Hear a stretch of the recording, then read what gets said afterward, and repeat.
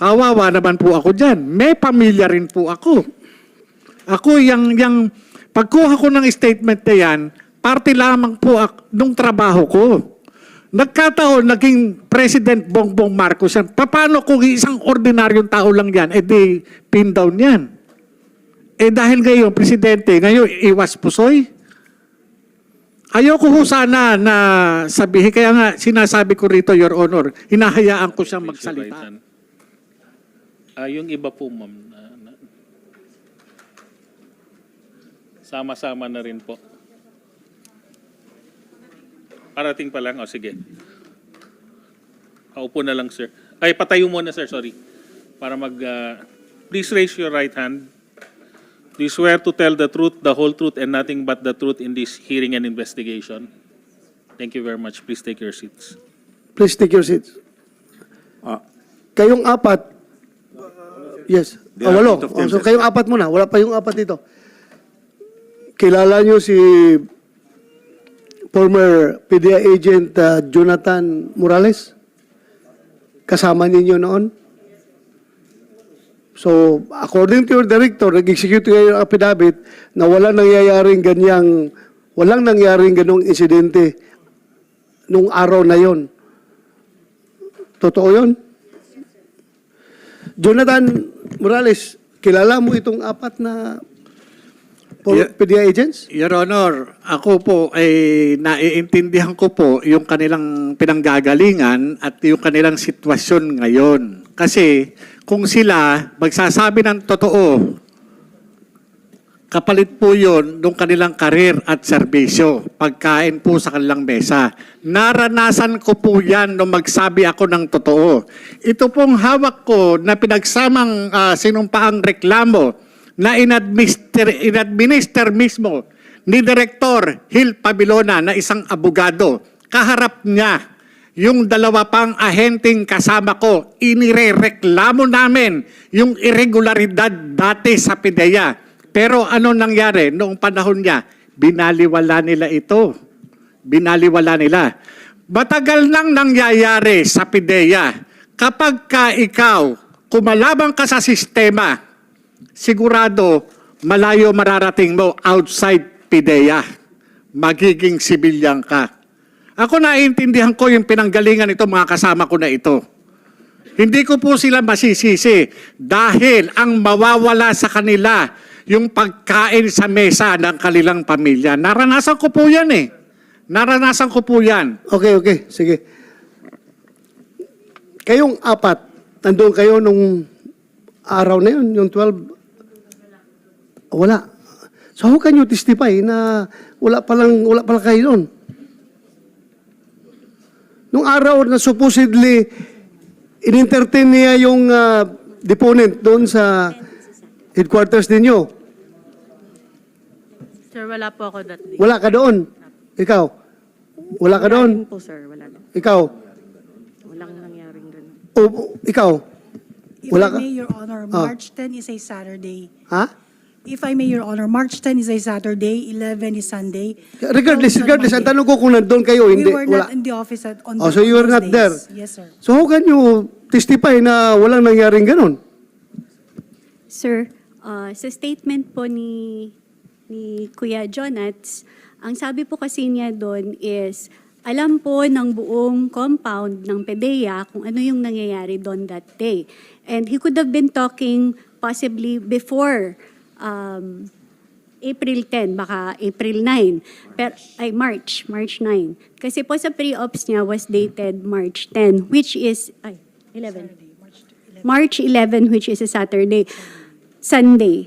Pero yung sabi po niya na alam po namin lahat at na-witness po ng mga kasama sa opisina na may taong pumunta doon at na-interview po niya, hindi po yun totoo, hindi po namin alam yun. Yun po yung nandun po sa statement namin, sir. So, safe statement lang yon na wala kayo doon. Hindi yan totoo dahil wala kayo doon. Pinapasinungalingan po namin yung statement na alam po ng buong compound ng PDEA. yung nangyayari doon. So, what And- do you mean by alam na buong compound? Sinong mga ibang nakakaalam doon nung sinabi mo? Jonathan? Your Honor, no, yung representation ng ano no, yung kung isasabihin ng ano no ng mga kasama ko na apat sila, yung buong compound ano. Yung kumbaga sa ano no, yung sinasabi nila ngayon no, inconsistent po, Your Honor, ano. Kasi Ganito na lang, ganito, mag-identify ka kung sino yung, matagal mo itong kilala mga kasamaan mo. Mag-identify ka Your kung Honor. sinong nandun. Nung doon sa sworn statement, doon sa kinuha kong sworn statement, na andun po yung pangalan kung sino po yung naka-witness during nung taking ng sworn statement.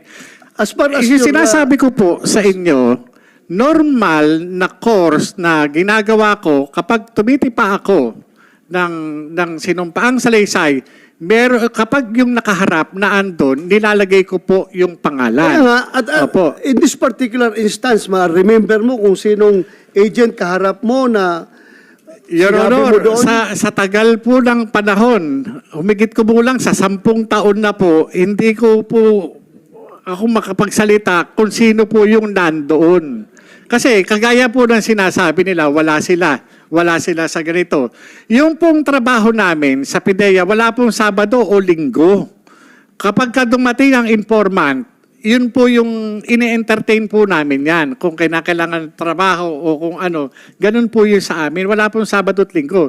Ngayon, naintindihan ko po yung kanilang sitwasyon kung sila ay naandito ngayon sa harapan dahil nga sa impluensya o clout ng Director General para lamang tumayo against sa akin. Unfair din dito sa apat na ito, dahil yung impression mo, yung personal mo lang yun. Opo. Unfair din sa kanila kung sabihin mo na napilitan silang nag-execute ng affidavit, na yung affidavit naman nila is regardless kung sinong andyan, basta importante, totoo yung sinasabi nila.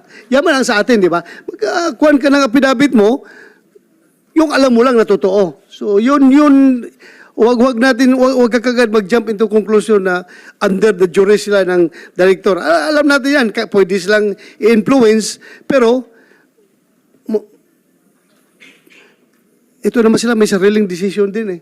May sariling decision. Kahit na, Tama po, ako, kahit Your na i-influence ako ng Chief PNP ko, kung pagdating dyan sa affidavit, that might cost my, di ba, myself. So, kailangan din maniguro ako. So, yun lang. Ikaw, in-insist mo na totoo talaga yung dalawang papel na yon. Yes, Your Okay? Honor. Okay. Yes, Your Honor. So, after that, anong nangyari? Bakit hanggang doon lang? Hindi nga po natuloy. Yung sinasabi po kanina ni Director General Lasso, no, na wala doon sa kanilang compilation, hindi nga po natuloy itong operation na ito. Hindi natuloy. Hindi sa hindi naman kumbaga sa may mga operation talaga kami na hindi natutuloy. Kagaya niyan nung panahon na yon, yung Deputy Director General na si Asik Gadapan, siya po yung pumipigil doon sa operation. Siya po yung pumigil. Later on po, Continue. Later on po, bago po ako pumunta ng ILEA nung 2012, nung nagkaroon ako ng pagkakataon na makapag-usap sa kanya, nung binanggit ko uli sa kanya, yung trabaho na yon, sinabi po niya na wag nyo nang tuloy kasi merong utos sa taas, sa Malacanang. Sinong nagutos, may binanggit siya? Allegedly po, si Executive Secretary Paquito Ochoa, yun po yung sinabi niya sa akin na yun yung nagpa-ano sa kanya. Kumisek, take note, you invite the next, in the next hearing, former Executive Secretary Ochoa, Paquito Ochoa. Tapos, Yun po, yun Your Honor. Kaya yung hindi pagkakatuloy nung operation na yun, hindi ko naman po wala po sa control ko eh. Pag sinabi po ng DDGO na hindi pwede, hindi pwede. Hindi lang po isang beses nangyari sa amin yun. kilala mo ba si the late Yan, Deputy Director General for Operation Carlos Gadapan, kilala mo? Opo, siya po yung Deputy Director General for Operation namin, Asik Kadapan. Yeah, hindi niya siya makasagot ngayon dahil patay na siya, di ba? Pumanaw na siya. Hindi ko po sa sakit na cancer. alam. Ganito na lang, in his memory, alam ko kilala ko yung tao na yun, na very straight yun, matino na tao yun. Dahil classmate ko yun sa PMA. Sorry, at Your Honor. naging 87. In his memory, gusto ko lang ipaalam sa taong bayan na si late Kaloy Gadapan, siya po yung pinakaunang bumangga sa sindikato sa Usami City na Kuratong Baliling. Second lieutenant pa kami noon, siya ang unang nakapatay sa isang paruhinog. Yung kapatid ng yung mga pinaka-leader ng Kuratong Baliling. Nung napatay niya yung isang kapatid na paruhinog, siya ang isto ng province ng Misamis Occidental PPO. Siya ang intelligence officer. Inoperate nila, napatay nila yung isang paruhinog. And after that, yung buong team niya sa intelligence section ng Misamis Occidental PPO, isa-isang pinatay ng Kuratong Baliling. 8 sila na nag-operate noon, pagpatay doon sa kapatid ni Paruhinog, dandahang pinatay hanggang naubos yung tauhan niya na 7. Siya na lang ang naiwan. Kaya siya inilipat ng PNP or ng Philippine Constabulary dito sa Camp Crame para i-secure yung kanyang buhay dahil papatayin siya ng Kuratong Baliling. And I don't think my late classmate, kung talagang may ground siya na dapat panindigan niya yun. Ilalaban niya yun. Depende na lang kung talagang mabigat ang pressure manggagaling sa taas, ay baka pwede magbago siya. Pero alam ko, yung integrity ng tao na yun, nasa langit na siya ngayon. Pasensya na kayo. Humahanga ako doon sa classmate ko na yun. Dahil magaling yun, matino yun na tao. Namatay na lang siya, kaya hindi siya makasagot ngayon dito. Pero, sinabi mo, may pressure galing from... Allegedly po, yun po yung sabi niya. No? Sabi niya, wag yun nang ipilit at ni IES yan. IES Ochoa. Okay. Then, after that, Wala na po, hindi na natuloy yung operation nun. Pero yun pong short statement, yung deposition of witness na kinuha ko, kasi preparation po yan eh. Based doon sa declaration po ng confidential informant, nakita ko maganda yung trabaho, malaki yung trabaho. At yung ang instruction ko pa nga sana doon sa confidential informant, kung natuloy, pinakukuha ko sana siya ng sample para i-submit yung sample na yun sa laboratory service. Para pagka nag-apply ako ng search warrant, ito na po yung magiging namin, merong probable cause, magkakaroon ng probable cause, yung application namin sa search warrant para yung judge mag-issue ng search warrant. Yun po yung Ngayon, itong mga dokumento na ito, iniwan ko po doon sa opisina. Inilagay ko po yun sa folder. Naka-cover sheet po yun na kulay blue. Ang laman po nun, yung source statement, yung mga litrato na computer printout na galing sa cellphone niya na ibinigay sa akin. Yun po yun. Plus, so, ganito. Opo. Tayo sa serbisyo, meron tayo minsang practice. Although, hindi ito sanction na practice. Minsan kasi, pag na-relieve yung investigator sa isang post, may lipat siya, matransfer. Minsan, dala-dala niya yung papel niya eh. Mayroong ginagawa yan. In your case, hindi mo bit-bit yung papel na yun. Your Honor, ultimo nga yung mga case folder ko na para doon sa mga atin ako hearing. Wala po talaga dahil kaya nga ako na-demanda ng kinasuhan ng PIDEA ng 91 at saka 92 dahil doon yan. Okay, so, just to set the record straight, hindi ba ikaw ang nagbigay ng papel na yun kay... No, Your Honor, hindi No. po. Kaya nga po sabi ko, dapat managot. Ultimo yung Maharlika, gusto ko siyang idemanda. Kasi nga, Gayon, pati ako nadadamay dito sa lintik na dokumento na yan. Nandyan sa opisina, nananahimik ko ako sa mahigit 10 taon. Nilabas nila yan. Ngayon, bakit ako sumulat? Teka muna, wala akong kinalaman dyan. Sumulat po ako kay Director General Lasso. Talagang sinabi ko po sa kanya, magmula nung sabihan po ako, nung April 2, nanlamig po ako talaga nung makita ko. Kaya, ang ano ko doon sa sa pamilya ko na ang pasya po namin, mag-anak, ipaalam sa PIDEA. Ito po yung sulat, oh. Sinulatan ko po si General Lasso. Bakit ko And you susulatan si also- General Lasso? Furnish a copy to my office. Yes, sir. Yung sulat mo kay General Opo, Lasso. pati po yung Office of the Ang President. problema lang, ito late lang namin natanggap, late lang dumating sa aking attention dahil nga naka-break ang Senado nung time na yan. So, totoo yan. I confirm, nakarating yan sa opisina ko, pero late lang nabigyan ng atensyon dahil naka-break ang buong Senado at that time. So, General Lasso, sir. Yeah, mayroon siyang sinabi na hindi siya ang source ng papel na yan.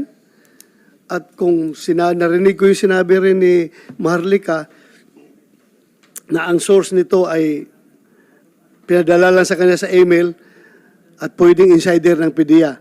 So in that case, kung maging totoo man yun, you are treading on a very delicate ground na may kasamahan ka dyan na ahas talaga, kung tutusin. Ahas. Bakit niya nilik yung papel na yan? Kung totoo na meron, ha? Kung totoo meron. So, ikaw, dinideny mo na wala talaga. Yes, Your Honor. Wala pong papel na ganyan. Ito po ang proseso sa isang ahensya gaya ng PIDEA.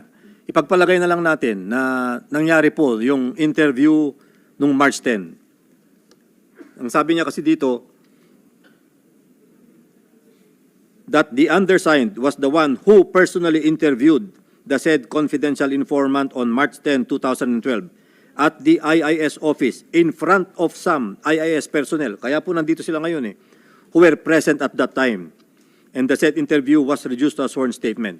Anyway, kung may nangyari po sanang ganun, ay as sinabi niya kanina, kinumpile niya in a folder with the confidential na cover sheet. Hindi po yan po pwedeng dumiretso kaagad sa Deputy Director General for Operations. Dadaan po muna yan dun sa team leader niya. Because at that time, he was just an assistant chief. Andito po ngayon yung chief niya noon, panahon na yon, si Director Francia. Nasaan si Francia? Is it the back, sir? Upo ka. Na ito sir dapat yung chain of custody ng documents na yon, from him to his team leader, from the team leader to, at that time it was Director La Chica, then it reaches the DDGO. So ang daming pagpapasahan sir ng papel. Bakit nawawala? Talagang mawawala kasi wala naman talagang ganun dokumento kasi. So kayong sinasabi niyo sir na delikado kapag may naglilik na ganyan. Sigurado po kami walang dokumentong ganyan. Your Honor. Hirap nito. Dali ha. Sige. Your Honor.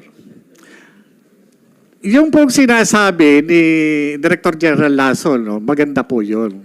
Pero nung time nung mistanin nyo ni Asik Gadapan, hindi po ganun. Hindi po ganun. Alam po yan ng mga kasamahan ko. Pagka sinabi niya, kayo IIS kayo. Hindi kayo dapat nag-ooperate. Hindi kayo dapat nanguhuli. Ngayon, So that time, ikaw IIS. Apo, IIS. Nasa IIS Nasa ka. IIS po. Team leader mo si... Bali, Francia. ang that time, division chief ko, si Director Francia. Ako po Sa yung anong division? IIS po. Sa IIS. investigation po kami. Ngayon, kagaya niyan, sige po, antayin ko lang po yung sagot ni Director Francia patungkol dito. Kasi sa akin, meron din akong reservation So, patungkol dito sa kaso na to. Sandali, being your team leader, may lumapit sa iyo na deponent, confidential informant, kinunan mo ng sworn statement. Kinunan mo, di ba? Yes, Your Honor. Kinunan mo. Pinasubscribe mo sa fiscal? Doon po ang ginagawa po namin sa Legal Prosecution Service. Legal- Yun po yung nag-administer ng oath, doon po yung mga abogado po doon kung So, available. malala mo yung abogado na yan? Your Honor, ano po yun eh, nandun po sa dokumento. Mahirap po magsalita ng eksakto pag partikular doon sa dokumento. As far as your memory serves you right, yun lang tinatanong ko. Yes, Your Honor. I'm not I'm sorry, compelling Your you to make false statements, ha? Your Honor, thank you. Francia, Yes, nag-oath na kayo. Yung apat na kanina na hindi pa nakapag-oath, please take your Stand oath. up and raise your right hand. Do you swear to tell the truth, the whole truth, and nothing but the truth in this hearing and investigation? Yes, I do. Thank you very much. Please take your seats po. Ulitin ko, Francia, ang purpose natin sa hearing na ito is not manira ng kung sinong dapat siraan. Wala tayong kinukondem dito. Wala tayong dinidiin na tao dito. Ang ating purpose dito is para malaman kung totoo yung mga dokumento na yon at bakit nag-leak kung totoo yon. At kung kailangan natin mag-legislate ng batas para ipinalize yung unauthorized disclosure ng mga classified documents, kagaya nung papel na sinasabi niya ni Jonathan Morales na nilagyan pa daw ng cover sheet na confidential. So, confidential, di ba? Unauthorized disclosure of documents security classified as confidential may bring, it may not amount to damage to national security, but it may amount to national shame. Ikakahiya ng ating bansa yung mga unauthorized disclosure of that. Yan nakalagay sa meaning ng confidential. So, totoo ba na ikaw ang team leader niya ng IIS at the time? Your Honor, magandang hapon po Yes. una-una. Ako po ang hepe noon ng Investigation Division of the Intelligence and Investigation Service. Totoo din po yung sinabi niya, si dating Agent Morales ay assistant chief ko po. Ako po yung hepe niya. So yung pagkatapos mong kinunan ng yung informant mo, Morales, pagkatapos mong kinunan ng mga affidavit, everything, pinaalam mo ba sa boss mo? Sa pagkakatanda ko po, hindi naman po pwede na kikilos ako sa opisina na hindi malalaman ng aking opisina. So alam mo, alam Opo. ng At boss mo. kung sasabihin po niya, kung ipagtatapat niya rito sa kapulungan ito, kung nagkausap ba kami o hindi bago itong hearing na ito, ayun po, bibigay ko po sa kanya. Hindi ko nakuha yung last na sinabi mo. Kung ipagtatapat po niya, kung nagkausap po kami bago itong hearing na ito, nung pumutok tong iskandalo na ito sa social media, at kung ano yung sinabi niya sa akin. Nag-usap kayo? At may sinabi ka sa kanya? Wala po akong natatandang nag-usap kami, pero meron po siyang ibang kausap na nandun ako, pero hindi kami talaga ang magkausap. So hindi kayo direkta nag-usap? Hindi po, sir. May isa siyang Your Honor. kausap na nandoon ka. Yes, Your Honor. We did not talk directly. Ito very important dito yung ating integrity. Not only as a PDEA agent, kundi as a person. Otherwise, useless itong hearing natin dito kung magsisinungaling tayo. Yes, Remember, kinabukasan ng ating bansa ang nakasalalay dito. Kaya dapat huwag tayo magsinungaling. Aside from the fact that you have taken your oath to tell only the truth and nothing but the truth. So help me God. So klaruhin natin ito. That the same goes to you, Jonathan Morales. Ha? So anong sinabi niya? Kung mayroon ka gustong Iya ko na lang muna po siya magsabi. At nire-respeto ko po siya bilang dating... Hindi, sabi mo yan, hindi daw kayo nag-usap. May kausap na ka daw ibang tao na nandun lang siya. Your Honor, sabihin ko na. Go ahead, sige. Your Honor. Huwag na lang nating aminin. I-deny na lang natin para hindi na magulo. Direktor na ako. Ha? Ikaw nasa labas ka na. Oh. Bawa ka naman sa amin.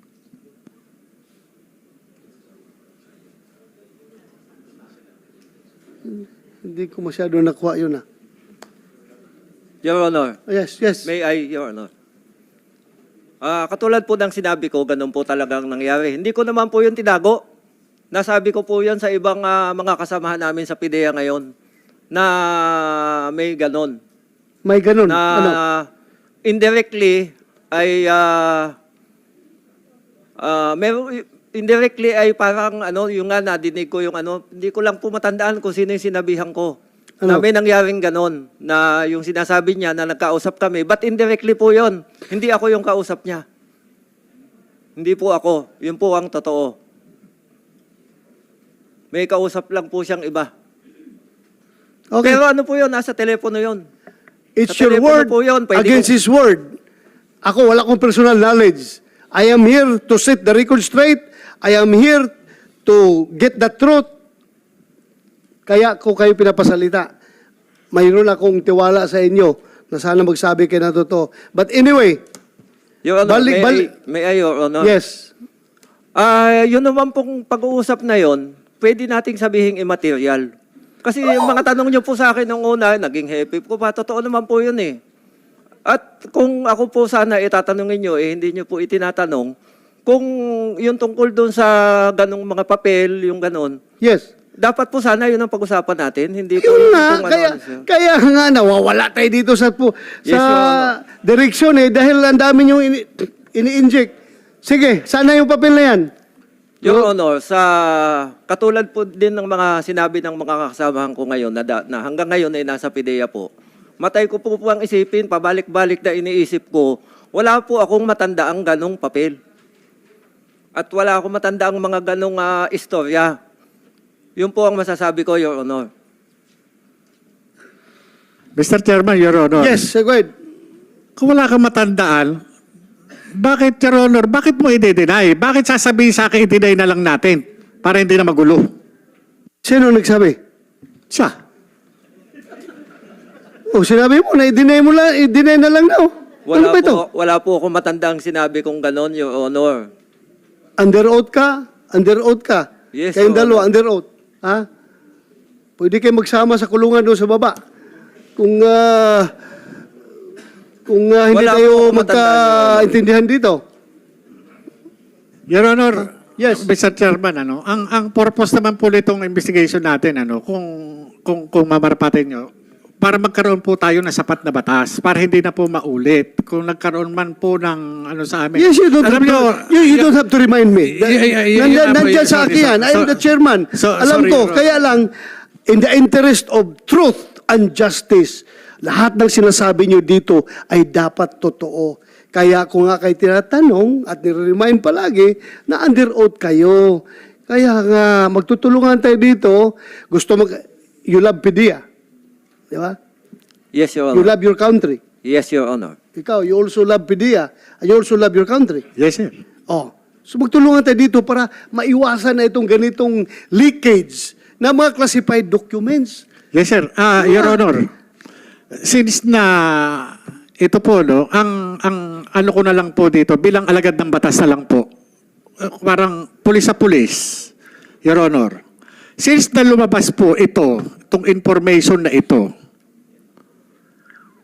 ano ang gagawin natin?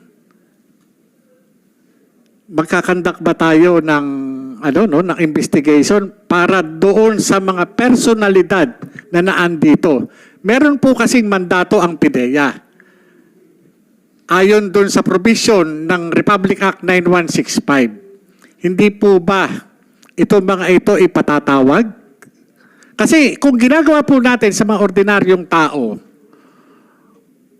hindi po ba po pwedeng gawin ng PIDEA yung kanilang tungkulin para ito mga ito talagang ma-exonerate kung kinakailangan o kung kinakailangan managot dahil mayroon silang mayroong allegation na sila ay gumagamit ng illegal na droga. Can you respond, sir, General Lasso? Your Honor, kaya nga po inumpisahan namin dun sa liham niya sa akin, hinimay-himay namin. Lumalabas naman na puro kasinungalingan itong nire-report niya. So doon pa lang, gustuhin man naming imbestigahan yung mga allegations niya, wala namang katotohanan. So paano kami mag-iimbestiga na based on mistruths? Kaya nga po inumpisahan namin ito. Kasamahan niya dati, sinabi nila walang ganun na nangyari sa naisip nila. Ganun din sa sa boss niya. Siya lang po ang nagsasabi na may ganitong mga dokumento. Sinasabi ko na nga po, wala. Dala namin yung binder ngayon. Kung gusto nyong makita, ganun po ka-tedious yung pagfa-file namin. Lahat ng sinasabi niya, nakokontra namin with documents. Siya po, puro lang, boka. Verbal lang. Kaya, hindi po pwedeng on his mere allegations alone, we are going to invite persons. Correct. You're correct. Yes, sir, go ahead, Jonathan Morales. Your Honor, hindi pa po ba yung pinakikita na drug test result na merong discrepancy, meron ng doubt doon sa 2 minutes na drug test? Sino result? nagsabi na 2 minutes? Pinakikita po yan sa social media, yung drug test result ng dating kandidato na ngayong presidente, Bongbong Marcos, yung pong kanyang drug test result, lumalabas 2 minuto lang. Yun yung inaano ko doon kay Director General Lasso. Ngayon, pati doon sa kagaya yan, doon sa pre-ops at saka authority to operate, yung sa dokumento na naiwan sa PIDEA, na sinasabi ni Director Francia na i-deny na lang natin. Kasi, Your Honor, mukhang may nagsisinungaling doon sa mga tauhan ni General Tanungin Lasso. natin, sige. Sana si Francia.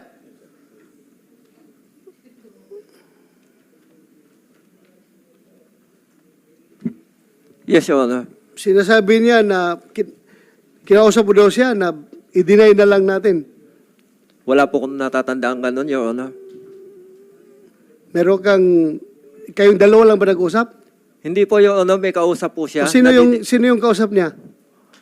Your Honor, pwede ko bang i-consult po yung aming Legal and Prosecution Service? Kung magbabanggit po ako ng pangalan, baka po makabiolate po ako ng Well, you are under oath here. You are under oath here. Yes, Your Honor. Kung sino yung kasama mo, tinatanong ka ng chairman, sabihin mo, isagot mo kung bakit? Meron bang binabiolate mo na batas dyan kung magsabi ka ng totoo? Sino yung kasama mo? Si Mr. Curioso po. Ha? Mr. Dave Curioso. Dave? Ang kasama ko noon, nakausap niya. Sino yan siya? Dati din pong PIDEA, wala na po ngayon. Do you confirm? Jonathan Morales? Yes, Your Honor. Kumsek, next hearing, invite, ano pangalan? Dave Curioso po. Dave? Dave, opo. Dave Curioso. Curioso. Yes, Your Honor. So kayong tatlo nandoon, nag-uusap. Hindi po, Your Honor. Kausap niya po sa cellphone po. Kausap niya sa cellphone. Opo. Ikaw, nasaan ka nun? Katabi po nung Dave po. Katabi ni Dave. Opo. So that's it. Gusto natin katotohanan dito. Huwag kayong matakot kung wala kayong tinatago. Kumsik? Dave? Dave James Curioso. Dating PIDEA agent. Hindi po. Ano lang po siya, contractual lang po dati. Kontraktual ng PIDEA. Opo, noon po. Noon. Paano? Kontraktual ng PIDEA yun? Kilala mo? Yes, Your Honor. Bali, yun po yung mga dati namin mga kasama na may mga koneksyon kami sa isa't isa. Okay. Kaya yun po kung yun yung mga hindi alam ni General Lasso na nangyayari doon sa paligid niya.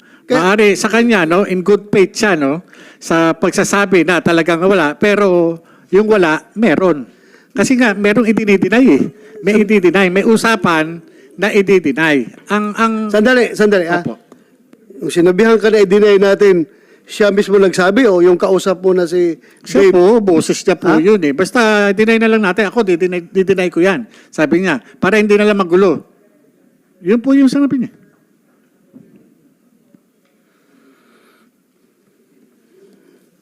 Okay. Your Honor, at saka ako naintindihan ko naman po siya eh. Ang sinasabi nga niya, director na siya. Hindi, ako, kumbaga sa kaya nga po ako dumating ako sa point na nag-isip ako teka muna, ako ang mapipin down dito. Kayo nandyan, ako nasa labas, pero ako ang nakapirma. Magdi-deny kayo, ako ipet. Ba't yung i-deny? Sasabihin nyo ngayon, hindi nyo alam. Diba? Dahil maiipit kayo, magagalit sa inyo si Director General Lasso. Como ba ang nandoon Bongbong Marcos na presidente ngayon, maiipit ako ang lalagay nyo rin sa alanganin? Abay, malaking kalokohan to, Your Honor. Kawawa naman po ako dyan. May pamilya rin po ako. Ako, yung pagkuha ko ng statement na yan, parte lamang po nung trabaho ko. Nagkataon, naging President Bongbong Marcos yan. Paano kung isang ordinaryong tao lang yan, di pin down yan? Dahil ngayon, Presidente, ngayon iwas pusoy. Ayoko ho sana na sabihin, kaya nga sinasabi ko rito, Your Honor, hinahayaan ko siyang magsalita. Hinahayaan ko. Alam mo, ang pinaka-culprit talaga nito kung sino nag-leak nito eh. Kaya dapat gagawa tayo ng batas na papanagutin yung mga unauthorized people who are disclosed